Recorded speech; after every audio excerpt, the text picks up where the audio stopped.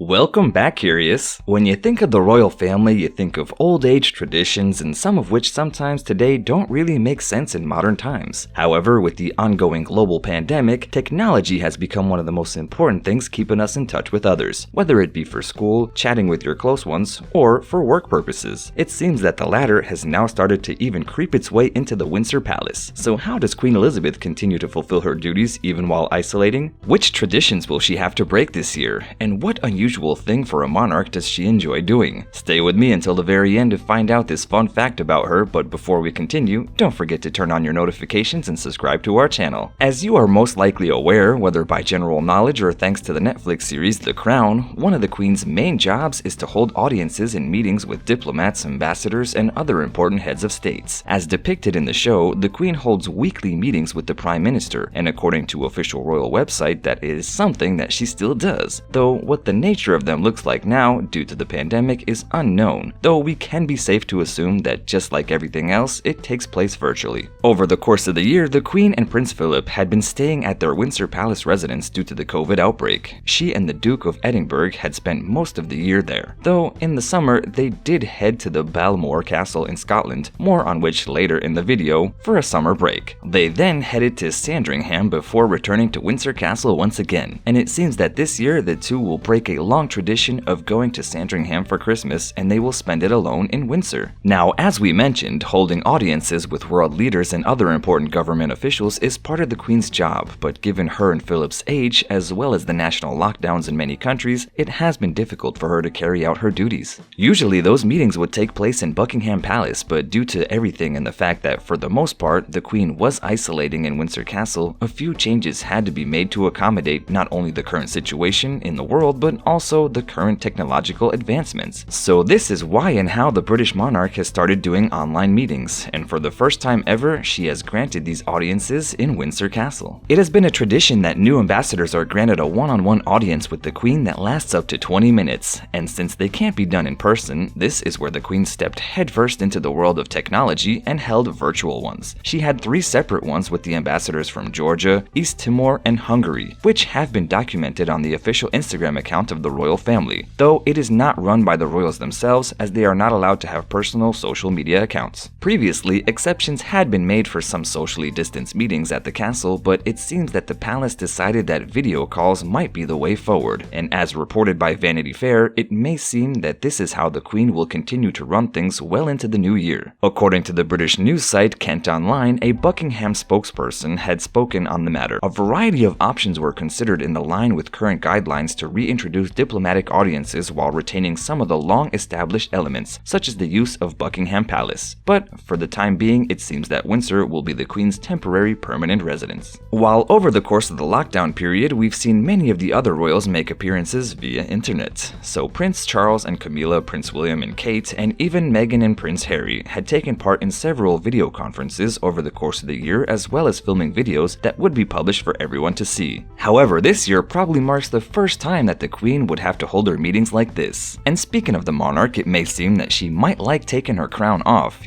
instead of letting her hair down and taking some time to do simple tasks such as washing the dishes. According to the Metro newspaper, Paul Burrell, who was the Queen's footman and later would become Princess Diana's butler, had revealed that Queen Elizabeth enjoys the simple task of washing up. He said that while at Balmoral Castle, she does like to go on picnics, but all her food is prepared for her, so when she returns, she likes to wash up. And he also said that while she does the washing, the lady-in-waiting is in charge of drying up. So who would have thought, Curious, that literally the Queen would enjoy doing such a simple task? So Curious, what do you think about the decision for the Queen to hold virtual meetings? Do you think we might be seeing more of her on the royal family's Instagram? Could you imagine an Instagram live chat with the Queen? Let me know in the comments below, and as always, don't forget to like, share, and subscribe to our channel.